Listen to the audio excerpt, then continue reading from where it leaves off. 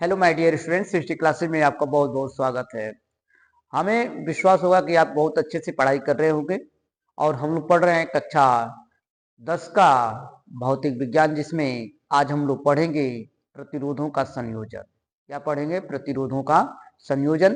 प्रतिरोधों का संयोजन किस प्रकार से किया जाता है, प्रतिरोधों का संयोजन किस प्रकार से किया जाता है और यह कितने प्रकार से किए जाते हैं। और पीछे आपने पढ़ लिया है वैद्युत प्रतिरोध, और इसमें हम लोग प्रतिरोधों के संयोजन में किस प्रकार से जोड़ा जाता है, यानी कि प्रतिरोधों का संयोजन कितने प्रकार से होते हैं। प्रतिरोधों का संयोजन आपके कई प्रकार से होते हैं, लेकिन क्लास 10th के अनुसार हम लोग को दो प्रकार से पढ़ने हैं, एक श्रेणी क्रम में और दूसरा समांतर क्रम में। कुछ जो है प्रतिरोध जो जोड़े जाते हैं वो 3 प्रकार से भी जोड़े जा सकते हैं, जिसको हम मिश्रित क्रम भी कहते हैं। क्या कहते हैं? मिश्रित क्रम भी कहते हैं। तो इसमें दिया गया है कि प्रयोगात्मक कार्यों में कभी कभी एक से अधिक प्रतिरोधों को जोड़ने की आवश्यकता होती है। प्रयोगात्मक कार्य में कभी कभी एक से अधिक प्रतिरोधों को जोड़ने की आवश्यकता होती है। यह प्रतिरोध दो प्रकार से संयोजित किए जाते हैं। यह प्रतिरोध कितने प्रकार से संयोजित किए जाते हैं? दो प्रकार से संयोजित किए जाते हैं। पहला होता है श्रेणी क्रम, दूसरा होता है समांतर क्रम।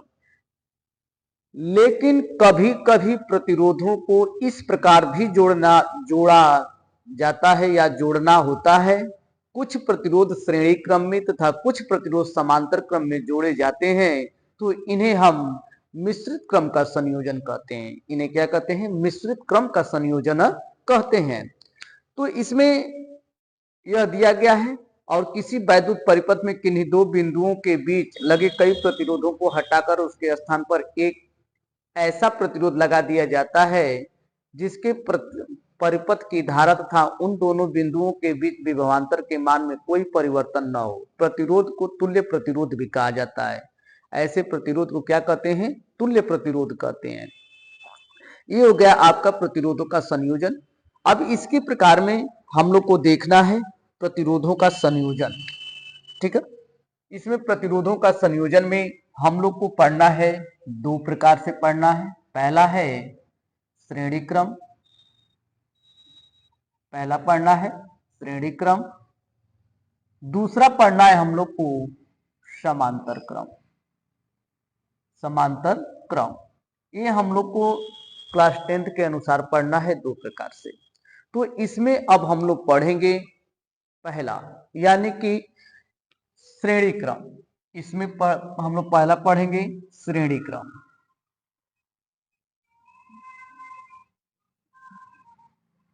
श्रेणी क्रम, ठीक, इसको कहते हैं इन सीरीज कॉम्बिनेशन, कहते हैं इन सीरीज कॉम्बिनेशन। देखिए इसमें क्या होता है कि इसमें जोड़ने के लिए इन संयोजन में जोड़ने वाले प्रतिरोधों तथा सिरे से सिरा जोड़ते हैं, यानी कि इंड टू इंड जोड़ा जाता है, और इस प्रकार प्रत्येक प्रतिरोध का दूसरा सिरा उसके अगले प्रतिरोध के सिरे से जोड़ा जाता है। जैसे में देख लीजिए इसका डायग्राम कैसे बनता है।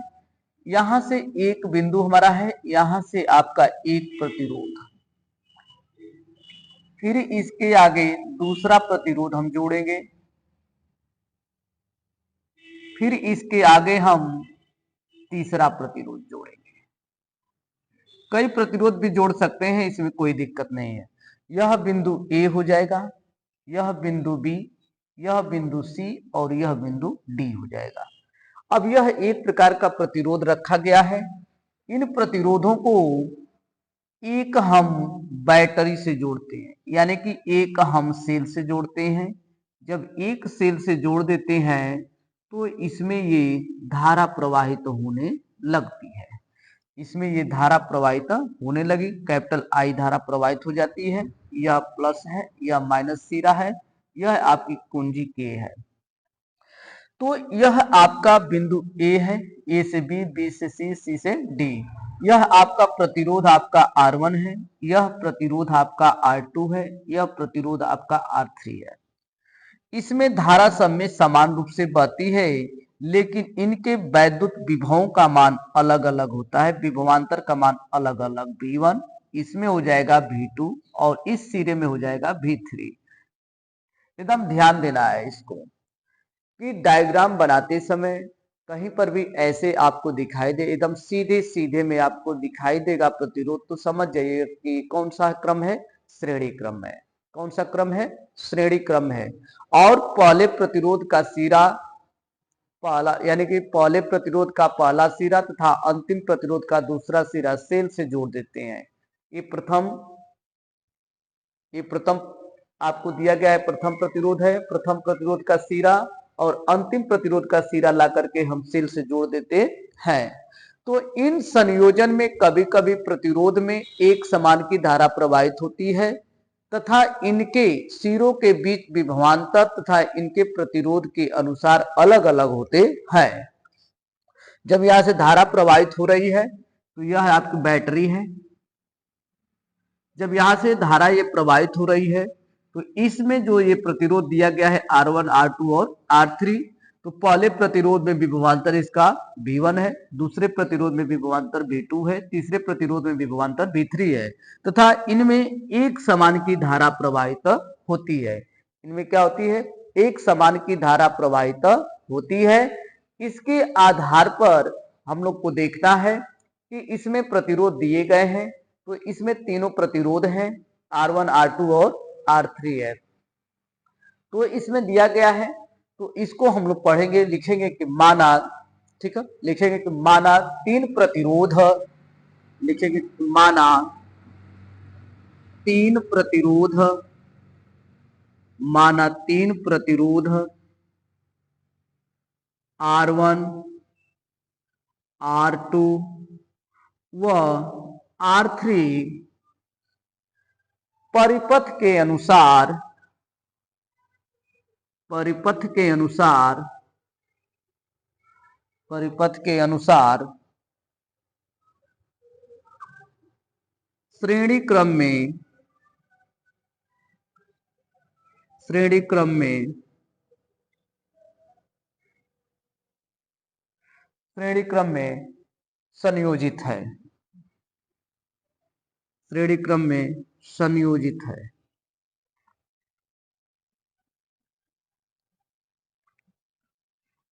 हो गया। जिनके सिरों के बीच विभवांतर क्रमशः, जिनके सिरों के बीच विभवांतर क्रमशः, सिरों के बीच विभवांतर क्रमशः V1, V2 व V3 है तथा प्रतिरोधों में धारा तथा प्रतिरोधों में धारा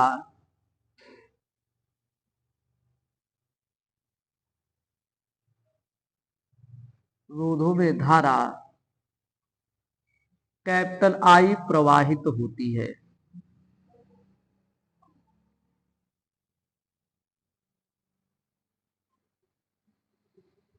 प्रवाहित होती है।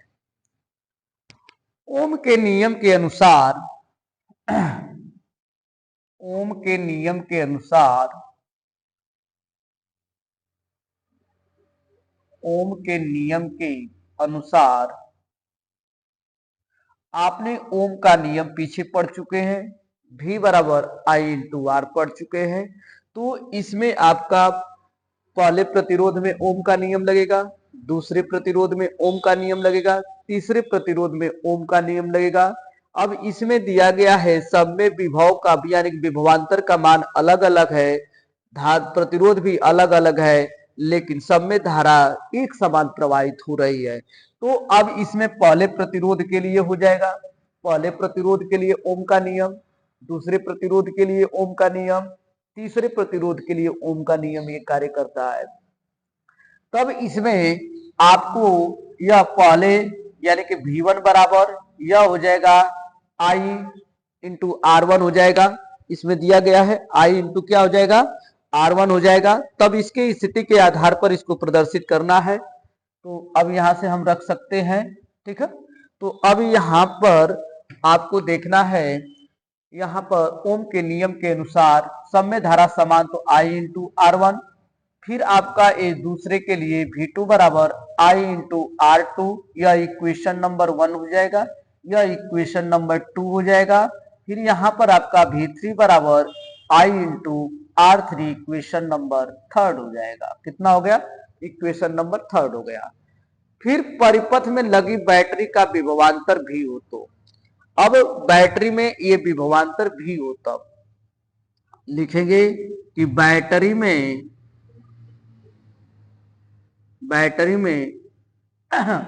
लगी बैटरी में परिपथ में लगी बैटरी, ऐसे लिखना चाहिए था, परिपथ में लगी बैटरी, परिपथ में लगी बैटरी, परिपथ में लगी बैटरी, लगी बैटरी का विभवांतर,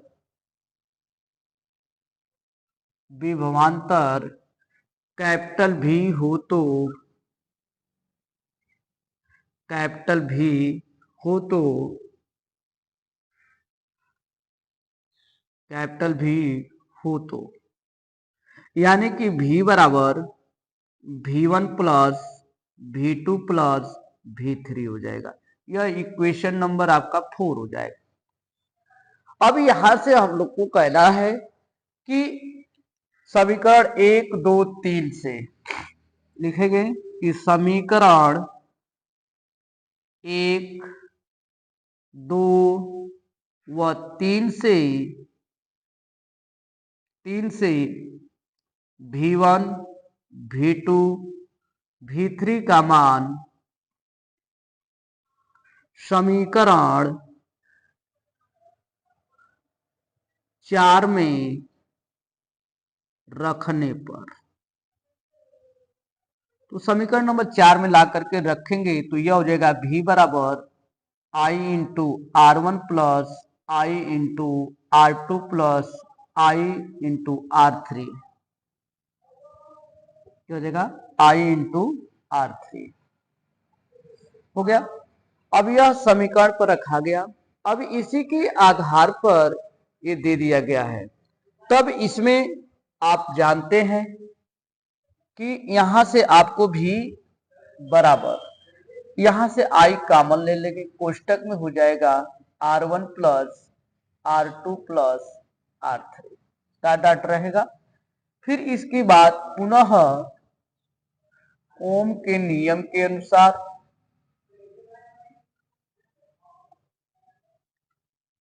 ओम के नियम के अनुसार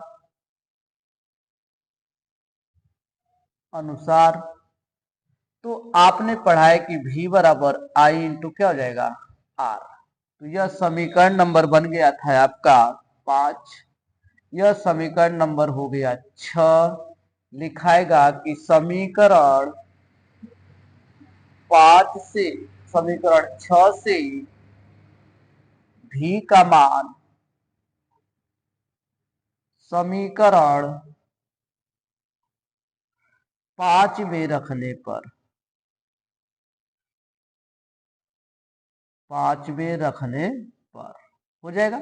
अब समीकरण 5 में रख दिया जाएगा, तो अब इसमें हम लोग को देखना है कि V बराबर I इंटू आर हो गया, ये समीकरण उठा के यहाँ पर रख देंगे, तो यह हो जाएगा I इंटू आर बराबर I कोष्टक में हो जाएगा R1 plus R2 plus R3 हो जाएगा, डॉट डॉट।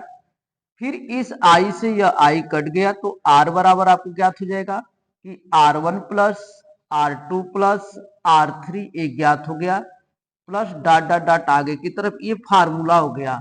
अब इसी को ही हम कहते हैं इसका तुल्य प्रतिरोध। इसका क्या ज्ञात हो गया, तुल्य प्रतिरोध ज्ञात हो गया। अब यही से जब तुल्य प्रतिरोध ज्ञात हो गया तो इसका मान जो है कैसा होता है, अधिकतम होता है। लिखेंगे कि चूंकि तुल्य प्रतिरोध का मान, तुल्य प्रतिरोध का मान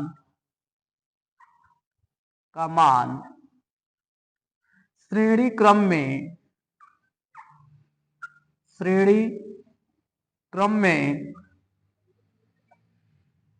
में अधिकतम होता है, अधिकतम होता है। यह दे दिया गया है आपको कि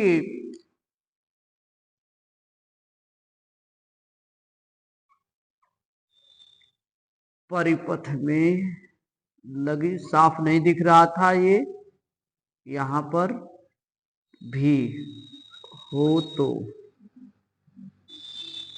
ठीक।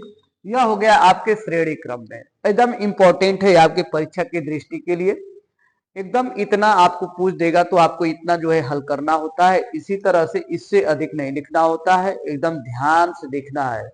आपको संयोजन बता दिया गया इसका जो है। अब देखिए मुख्य बिंदु क्या क्या होते हैं। श्रेणी क्रम में धारा का प्रवाह एक मार्ग से होता है। श्रेणी क्रम में धारा का प्रवाह क्या होता है, एक मार्ग से होता है। यदि एक प्रतिरोध टूट भी जाए तो परिपथ खुले होने के कारण सभी प्रतिरोध में धारा का प्रवाह रुक जाता है। अगर यहां से ये टूट जाता है, यहां से ये टूट गया तो इसमें सभी में प्रतिरोध में क्या होगा, धारा जाना बंद हो जाएगा। सब में क्या होगा, धारा जाना बंद हो जाता है। और श्रेणी क्रम में तुल्य प्रतिरोध जोड़े गए प्रतिरोधों के उच्च वाले प्रतिरोध से सबसे अधिक होती है। श्रेणी क्रम में जोड़ने पर प्रतिरोध तार की लंबाई बढ़ती है तो उसके प्रतिरोध का भी मान बढ़ता है। यदि प्रतिरोध का मान बढ़ेगा, यदि तार की लंबाई बढ़ेगा तो प्रतिरोध का भी मान क्या होगा, बढ़ता है। एकदम ध्यान देना है। ये 4 पॉइंट मैं बोला हूं, एकदम इसको एकदम खूब रुक रुक के आप नोट कर लीजिएगा। पहला मैं बोला हूं कि श्रेणी क्रम में धारा का प्रवाह एक ही मार्ग से होता है। दूसरा मैं बोला है कि यदि एक प्रतिरोध टूट भी जाए तो परिपथ खुले होने के कारण सभी प्रतिरोध में धारा का प्रवाह रुक जाता है। तीसरा बोला हूं कि श्रेणी क्रम में तुल्य प्रतिरोध जोड़े गए प्रतिरोधों में सबसे उच्च वाले प्रतिरोध से भी अधिक होता है। फिर चौथा मैं बोला हूं कि श्रेणी क्रम में जोड़ने से प्रतिरोधक तार की लंबाई बढ़ती है तो प्रतिरोध का भी मान बढ़ता है। क्या होगा, प्रतिरोध का भी मान बढ़ता है। आर अनुक्रमानुपात क्या होगा, यल हो जाएगा। तो ये हो गया आपके श्रेणी क्रम का। श्रेणी क्रम का मैं आपको समझा दिया, एकदम खूब बढ़िया से आप समझते रहिएगा। और आगे हम लोग पढ़ते हैं, अगली हेडिंग है आपकी समांतर क्रम का संयोजन। समांतर क्रम के संयोजन में किस प्रकार से होंगे, अब इसको देखना है हम लोग को। और हमारे चैनल को लाइक से सब्सक्राइब करते रहिए और सपोर्ट करते रहिए। मैं अच्छे से अच्छे आप लोग की क्लास देने की मैं भरपूर कोशिश करता हूं कि अच्छे से अच्छे आपको दिया जाए। और खूब बढ़िया से पढ़िए और खूब बढ़िया से आप अपने उज्जवल भविष्य का निर्माण कीजिए। बहुत बहुत धन्यवाद, थैंक यू।